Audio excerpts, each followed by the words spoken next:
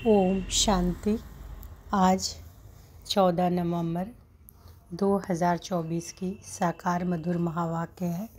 आज सद्गुरुवार है, तो सद्गुरुवार की आप सबों को बहुत बहुत बधाई हो वरदानी दिवस का। आज पूरा दिन अनुभव करेंगे कि बाबा का वरद हस्त हमारे सिर पर है और बाबा ने बहुत अच्छा वरदान दिया है।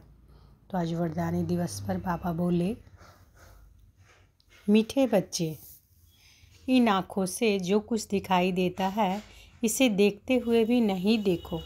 इनसे ममत्व निकाल दो क्योंकि इसमें आग लगनी है। इन आँखों से जो कुछ दिखाई देता है उसे देखते हुए भी नहीं देखो। इनसे ममत्व निकाल दो क्योंकि इसे आग लगनी है। प्रश्न है, ईश्वरीय गवर्नमेंट का गुप्त कर्तव्य कौन सा है जिसे दुनिया नहीं जानती है? ईश्वरीय गवर्नमेंट का गुप्त कर्तव्य कौन सा है जिसे दुनिया नहीं जानती?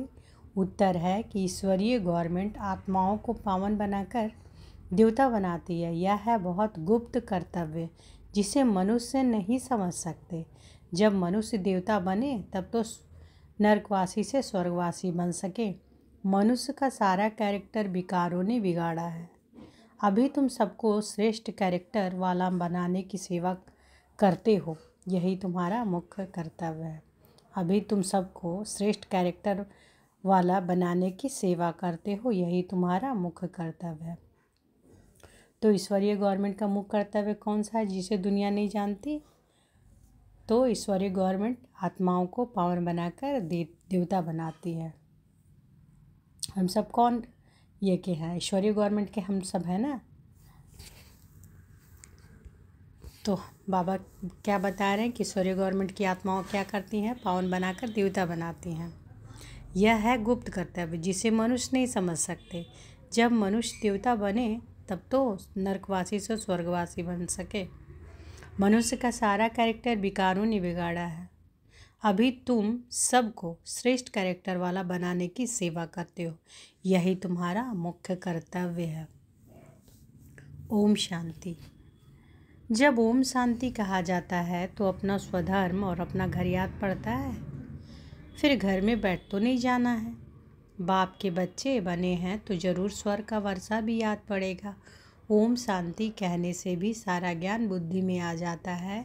मैं आत्मा शांत स्वरूप हूँ, शांति के सागर बाप का बच्चा हूँ। जो बाप स्वर्ग की स्थापना करते हैं वही बाप हमको पवित्र शांत स्वरूप बनाते हैं। तो ओम शांति कहने से सारा ज्ञान बुद्धि में आता है ना कि ओम शांति का क्या हुआ कि मैं आत्मा शांत स्वरूप हूँ। मैं आत्मा कैसी हूँ? शांत स्वरूप हूँ और शांति के सागर का बच्चा हूँ। शांति का सागर परम पिता परमात्मा की मैं बच्चा हूँ। जो बाप स्वर्ग की स्थापना करते हैं वही बाप हमको पवित्र शांत स्वरूप बनाते हैं। मुख्य बात है पवित्रता की। पवित्र दुनिया और अपवित्र दुनिया है। पवित्र दुनिया में एक भी विकार नहीं, अपवित्र दुनिया में 5 विकार है। इसलिए कहा जाता है विकारी दुनिया। यह है निर्विकार, वह है निर्विकारी दुनिया, है ना। सुखधाम स्वर्ग जो है निर्विकारी दुनिया, वहाँ विकार नहीं होता। निर्विकारी दुनिया से सीढ़ी उतरते उतरते फिर नीचे विकारी दुनिया में आते हैं। वह है पावन दुनिया, यह है पतित दुनिया। राम राज्य और रावण राज्य है ना, समय पर दिन और रात गाए हुए हैं। तो ये क्या है? कौन दुनिया है? विकारी। और सुखधाम कौन है? निर्विकारी दुनिया। ये वो है पावन दुनिया, ये है पतित दुनिया। वो है राम राज्य, अभी है रावण राज्य। समय पर दिन और रात गाए हुए हैं। ब्रह्मा का दिन और ब्रह्मा की रात। दिन सुख रात दुख, दिन सुख रात दुख। रात भटकने की होती है। यूँ तो रात में कोई भटकना नहीं होता, परंतु भक्ति को भटकना कहा जाता है। तुम बच्चे यहाँ आए हो सदगति पाने के लिए। तो दिन कौन है? दिन सुखधाम है ना, और रात अभी है ना, फिर हम सब दिन में जाने वाले हैं। तो बाबा कहते हैं कि तुम बच्चे यहाँ आए हो सदगति पाने के लिए। तुम्हारी आत्मा में 5 विकारों के कारण पाप थे। उनमें भी मुख्य है काम विकार, जिससे ही मनुष्य पापात्मा बनते हैं। यह तो हर एक जानते हैं कि हम पतित हैं, भ्रष्टाचार से पैदा हुए हैं। एक काम बेकार के कारण सारी क्वालिफिकेशन बिगड़ जाती है। इसलिए बाप कहते हैं कि इस काम बेकार को जीतो तो जगत जीत नई दुनिया के मालिक बनेंगे। तो अंदर में इतनी खुशी रहनी चाहिए। मनुष्य पतित बनते हैं तो कुछ समझते नहीं। इस काम पर ही कितने हंगामे होते हैं, कितनी अशांति, हाहाकार हो जाता है। इस समय दुनिया में हाहाकार क्यों है? क्योंकि सभी पापात्माएं हैं। विकारों के कारण ही असुर कहा जाता है। अभी बाप द्वारा समझते हो कि हम तो बिल्कुल कौड़ी मिसल वर्थ नॉट ए पेनी थे। काम की जो चीज़ नहीं उसे आग में जलाया जाता है। काम की जो चीज़ नहीं उसे आग में जलाया जाता है। अभी तुम बच्चे समझते हो कि दुनिया में कोई काम की चीज़ नहीं, सभी मनुष्य मात्र को आग लगनी है। जो कुछ इन आँखों से देखते हो सबको आग लग जाएगी। आत्मा को तो आग लगती नहीं। आत्मा तो जैसे इंश्योर है। आत्मा को कभी इंश्योर कराते हैं क्या? इंश्योर तो शरीर को कराते हैं। बच्चों को समझाया गया है कि यह खेल है। आत्मा तो ऊपर में 5 तत्वों से भी ऊपर रहती है। 5 तत्वों से ही सारी दुनिया की सामग्री बनती है। आत्मा तो नहीं बनती। आत्मा तो सदैव है ही। आत्मा तो अजर अमर है, अविनाशी है। तो वही बाबा कह रहे हैं कि सिर्फ पुण्य आत्मा पाप आत्मा बनती है। 5 विकारों से आत्मा कितनी गंदी बन पड़ती है। अभी पाप आए हैं पापों से छुड़ाने। विकारों से सारा कैरेक्टर्स बिगड़ता है। कैरेक्टर्स किसको कहा जाता है यह भी किसी को पता नहीं। गाया भी हुआ है पांडव राज कौरव राज। अभी पांडव कौन है यह भी कोई नहीं जानते। अभी तुम समझते हो कि हम ईश्वरीय गवर्नमेंट के हैं। तो हम सब कौन हैं? ईश्वरीय गवर्नमेंट के। बाप आए हैं रामराज स्थापन करने। इस समय ईश्वरीय गवर्नमेंट क्या करती है? क्या करती है ईश्वरीय गवर्नमेंट? आत्माओं को पावन बनाकर देवता बनाती है। तो ईश्वरीय गवर्नमेंट का क्या कार्य है? आत्माओं को पावन बनाकर देवता बनाती है। नहीं तो फिर देवता कहाँ से आए यह कोई नहीं जानते। इसलिए इसको गुप्त गवर्नमेंट कहा जाता है। तो गुप्त गवर्नमेंट कौन है? गुप्त गवर्नमेंट कौन है? ईश्वरीय गवर्नमेंट है ना। यह कोई नहीं जानते इसलिए इसको गुप्त गवर्नमेंट कहा जाता है। आत्माओं को पावन बनाकर देवता बनाती है। ईश्वरीय गवर्नमेंट का क्या काम है? आत्माओं को पावन बनाकर देवता बनाती है। और यह गुप्त गवर्नमेंट है जिसको कोई नहीं जानते। तो गुप्त गवर्नमेंट कौन सा हो गया? ईश्वरीय गवर्नमेंट है। तो यह भी मनुष्य, परंतु देवता कैसे बने, किसने बनाया? देवी देवता तो होते ही हैं स्वर्ग में। तो उन्हों को स्वर्गवासी किसने बनाया? स्वर्गवासी से फिर नरकवासी बनते हैं, फिर स्वर्गवासी सो नरकवासी बनते हैं। यह तुम भी नहीं जानते थे। फिर और कैसे जानेंगे? स्वर्ग सतयुग को, नरक कलयुग को कहा जाता है।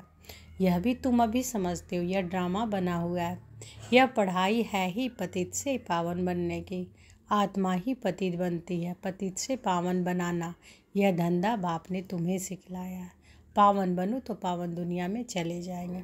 पतित से पावन बनाना है ना। तो यह धंधा किसने सिखाया? बाबा ने सिखाया ना। ईश्वर ने सिखाया ना। ईश्वर हमें पढ़ा रहे हैं और हमें सिखा रहे हैं, है ना। तो बाबा कहते यह पढ़ाई है ही पतित से पावन बनने की। आत्मा ही पतित बनती है। पतित से पावन बनाना यह धंधा बाप ने तुम्हें सिखलाया। पावन बनो तो पावन दुनिया में चलेंगे। आत्मा ही पावन बने तब तो स्वर्ग के लायक बने। यह ज्ञान तुम्हें इस संगम पर ही मिलता है। यह ज्ञान तुम्हें संगम पर ही मिलता है। पवित्र बनने का हथियार मिलता है। पतित पावन एक बाबा को ही कहा जाता है। कहते हैं कि हमको पावन बनाओ। यह लक्ष्मी नारायण स्वर्ग के मालिक थे, फिर 84 जन्म ले पतित बने हैं। श्याम और सुंदर इनका नाम भी ऐसा रखा हुआ है, परंतु मनुष्य से अर्थ थोड़े ही समझते हैं। श्री कृष्ण की भी क्लियर समझाने मिलती है। इनमें 2 दुनियाएं कर दी है। वास्तव में दुनिया तो एक ही है, वह नई और पुरानी होती है। पहले छोटे बच्चे फिर बड़े बन बूढ़े होते हैं। दुनिया में नई सो पुरानी होती है। तुम कितना माथा मारते हो समझाने लिए। अपनी राजधानी स्थापन कर रहे हो ना। इन्होंने भी समझाया ना। समझ से कितने मीठे बने हैं। किसने समझाया? किसने समझाया? भगवान ने। लड़ाई आदि के तो बात ही नहीं। भगवान कितना समझदार नॉलेजफुल बनाते हैं।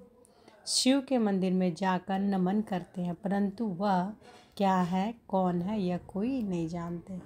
शिव, काशी, विश्वनाथ, गंगा बस सिर्फ कहते रहते हैं, अर्थ जरा भी नहीं समझते।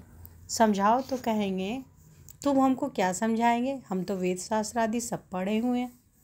तुम बच्चों में नंबरवार हैं जो यह धारणा करते हैं। अब बाबा क्या बोल रहे हैं कि तुम बच्चों में नंबरवार हैं जो यह धारणा करते हैं। कई तो भूल जाते हैं क्योंकि बिल्कुल पत्थर बुद्धि बन गया है। धारणा नहीं करने से पत्थर बुद्धि बन गया ना। तो अभी जो पारस बुद्धि बने हैं उन्हों का काम है औरों को पारस बुद्धि बनाना। पत्थर बुद्धि की एक्टिविटी ही ऐसी चलती है क्योंकि हंस पगले हुए ना। हंस कभी किसी को दुख नहीं देते, तो पत्थर बुद्धि कैसे रहते हैं, बगुले जैसे रहते हैं ना। तो वही बाबा कह रहे हैं कि हंस बगुले हुए ना, हंस कभी किसी को दुख नहीं देता, बगुले दुख देते हैं, इन्हें असुर कहा जाता है। अब देखना है कि हम कौन है, बने हंस से कि बगुले। उन्हें असुर कहा जाता है, पहचान नहीं रहती। बहुत सेंटर्स पर भी ऐसे भिखारी बहुत आ जाते हैं, बहाना बनाते कि हम पवित्र रहते, परंतु है झूठ। कहा भी जाता है झूठी दुनिया अभी है संगम। कितना फ़र्क रहता है, जो झूठ बोलते हैं, झूठा काम करते, वही थर्ड ग्रेड बनते हैं। फर्स्ट सेकेंड थर्ड ग्रेड होती है ना। बाप बता सकते हैं कि यह थर्ड ग्रेड है। बाप समझाते हैं कि पवित्रता का पूरा सबूत देना है। कई कहते हैं कि आप दोनों इकट्ठे रहते पवित्र रहते हो, यह तो असंभव है। लेकिन बच्चों में योग बल ना होने के कारण इतनी सहज बात भी पूरी रीति समझा नहीं सकते हैं। उनको यह बात कोई नहीं समझाते हैं कि यहाँ हमको भगवान पढ़ाते हैं। उनको यह बात कोई नहीं समझाते हैं कि यहाँ हमको भगवान पढ़ाते हैं। वह कहते हैं कि पवित्र बनने से तुम 21 जन्म स्वर्ग के मालिक बनेंगे। ज़बरदस्त लॉटरी मिलती है, हमको और ही खुशी होती है। कई बच्चे गंधर्वी विवाह कर पवित्र रहकर दिखाते हैं। देवी देवताएं पवित्र है ना, अपवित्र से पवित्र तो एक बाप ही बनाएंगे, यह भी समझाया है। ज्ञान, भक्ति, वैराग्य। ज्ञान और भक्ति आधार, फिर भक्ति के बाद है वैराग्य। अभी इस पतित दुनिया में नहीं रहना, यह कपड़े उतार घर जाना है। कपड़े यानी इस शरीर जो पांच तत्व से बनी यह शरीर है, तो हम आत्मा का ये कपड़ा है ना। तो बाबा कहते हैं कि अब यह कपड़े उतार कर घर जाना है। 84 का चक्र भी पूरा हुआ, अभी हम जाते हैं शांति धाम। पहले पहले अल्फ की बात नहीं भूलनी है। यह भी बच्चे समझते हैं कि अब पुरानी दुनिया खत्म जरूर होनी है। बाप नई दुनिया स्थापन करते हैं। बाप अनेक बार नई दुनिया स्थापन करने आए हैं, फिर नर्क का विनाश हो जाता है। नर्क कितना बड़ा है, स्वर्ग कितना छोटा है। नई दुनिया में है एक धर्म, यहाँ तो कितने ढेर धर्म है। लिखा हुआ भी है शंकर द्वारा विनाश, अनेक धर्मों का विनाश होता है, फिर ब्रह्मा द्वारा एक धर्म की स्थापना होती है। यह धर्म किसने स्थापन किया? ब्रह्मा ने तो नहीं किया। ब्रह्मा ही पतित से फिर पावन बनते हैं। मेरे लिए तो नहीं कहेंगे पतित से पावन, पावन है तो लक्ष्मी नारायण नाम है। तो बाबा कह रहे हैं कि ब्रह्मा ने तो नहीं किया, यह धर्म किसने स्थापन किया?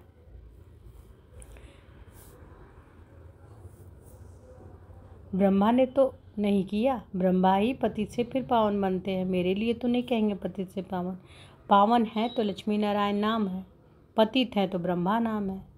ब्रह्मा का दिन, ब्रह्मा की रात, उनको शिव बाबा अनादि क्रिएटर कहा जाता है। ब्रह्मा का दिन, ब्रह्मा की रात, उनको शिव बाबा को अनादि क्रिएटर कहा जाता है। आत्माएं तो हैं ही है ना। तो शिव बाबा को क्या बोला जाता है? अनादि क्रिएटर कहा जाता है। और आत्माएं तो हैं ही हैं, आत्माओं का क्रिएटर नहीं कहेंगे, इसलिए अनादि कहा जाता है।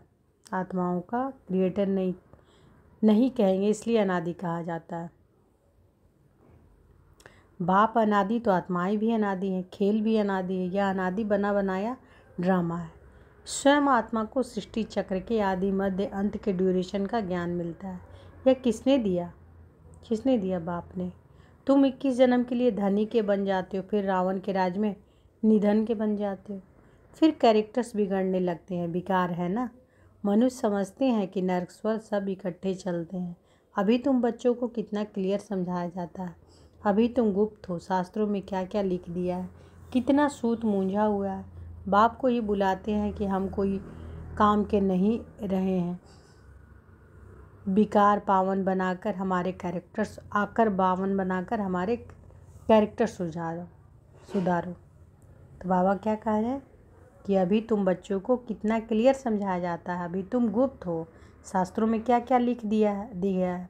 कितना सूत मूंझा हुआ है। बाप को ही बुलाते हैं कि हम कोई काम के नहीं रहे हैं। आकर पावन बनाकर हमारे कैरेक्टर सुधारो। तुम्हारे कितने कैरेक्टर सुधरते हैं, कई तो सुधरने के बदले और ही बिगड़ते हैं। चलन से ही मालूम पड़ जाता है। आज हंस कहलाते हैं, कल बगुला बन पड़ते हैं। देरी नहीं लगती। माया भी बड़ी गुप्त है। यहाँ कुछ देखने में आता थोड़ी ही है, बाहर निकलने से दिखाई देता है। फिर आज सर्व सुनंती भागंती हो जाते हैं। सुनंती कथंती और फिर भागंती। इतनी जोर से गिरते हैं जो हड गुड ही टूट जाते हैं। इंद्रप्रस्थ की बात है, मालूम तो पड़ ही जाता है। ऐसे को फिर सभा में नहीं आना चाहिए। थोड़ा बहुत ज्ञान सुना है तो स्वर्ग में आ ही जाते हैं। ज्ञान का विनाश नहीं होता है। अभी बाप कहते हैं पुरुषार्थ कर ऊंच पद को पाओ। अगर विकार में गए तो पद भ्रष्ट हो जाएगा। अभी तुम समझते हो कि यह चक्र कैसे फिरता है। अभी तुम बच्चों की बुद्धि कितनी पलटती है, फिर भी माया धोखा जरूर देती है। इच्छा मात्रम अविद्या। कोई इच्छा रखी तो गया, वर्थ नॉट ए पैनी बन जाते हैं। अच्छे अच्छे महारथियों को भी माया किसी न किसी प्रकार से धोखा दे देती है, फिर वह दिल पर चढ़ नहीं सकती है। कोई तो बच्चे ऐसे होते जो बाप को भी खत्म करने में देरी नहीं करते, परिवार को भी खत्म कर देते हैं। महान पाप आत्माएँ हैं। रावण क्या क्या करा देता है। बहुत नफरत आती है। कितनी डर्टी दुनिया है। इससे कभी दिल नहीं लगानी है। पवित्र बनने की बड़ी हिम्मत चाहिए। विश्व के बादशाही की प्राइज लेने के लिए पवित्रता है मुख्य। पवित्रता पर कितने हंगामे होते हैं। गांधी भी कहते थे हे पतित पावन आओ। अब बाप कहते हैं हिस्ट्री ज्योग्राफी फिर से रिपीट होती है। सबको वापस आना ही है। तब तो इकट्ठा जावे। बाप भी तो आए हैं ना, सबको घर ले जाने के लिए। बाप के आने बगैर कोई वापस जा ना सके। अच्छा, मीठे मीठे सीखी लदे बच्चों प्रति माता पिता बाप दादा का याद प्यार और गुड मॉर्निंग। रूहानी बाप की रूहानी बच्चों को नमस्ते। हम सब रूहानी बच्चों की रूहानी माता पिता बाप दादा को याद प्यार गुड मॉर्निंग और नमस्ते नमस्ते नमस्ते। शुक्रिया बाबा, शुक्रिया। धारणा के लिए मुख्य सार। आज धारणा करने के लिए बाबा बोले हैं, पहला, माया के धोखे से बचने के लिए किसी भी प्रकार की इच्छा नहीं रखनी है। किसी भी प्रकार की इच्छा मात्रम अविद्या बनना है। माया के धोखे से बचने के लिए किसी भी प्रकार की इच्छा नहीं रखनी है।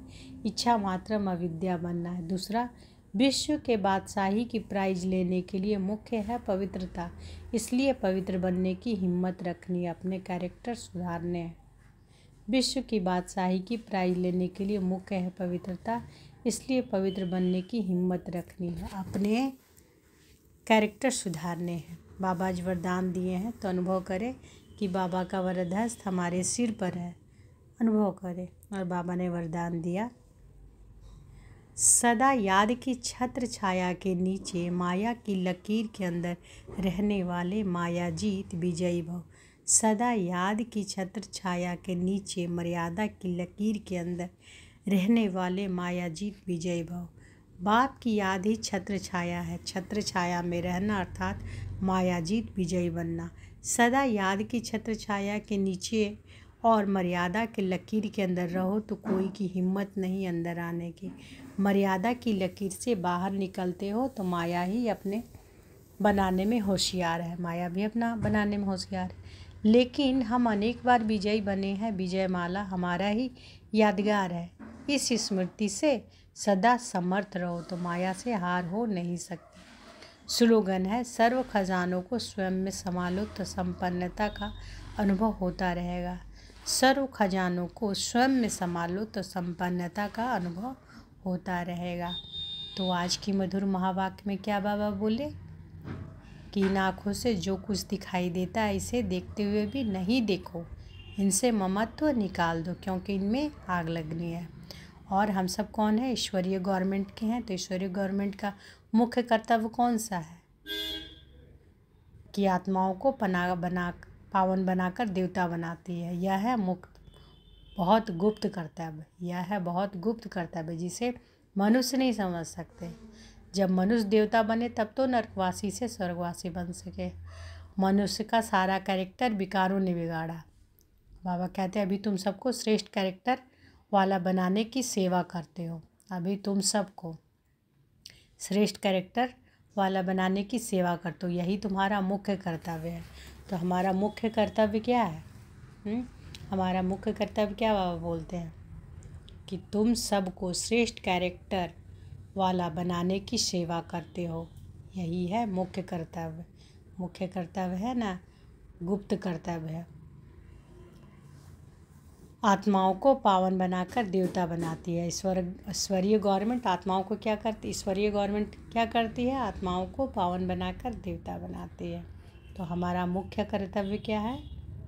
क्या हमारा मुख्य कर्तव्य? सबको श्रेष्ठ कैरेक्टर वाला बनाने की। बाबा कहते हैं कि अभी तुम सबको श्रेष्ठ कैरेक्टर वाला बनाने की सेवा करते हो, यही तुम्हारा मुख्य कर्तव्य है। अच्छा, शुक्रिया बाबा, शुक्रिया। ओम शांति।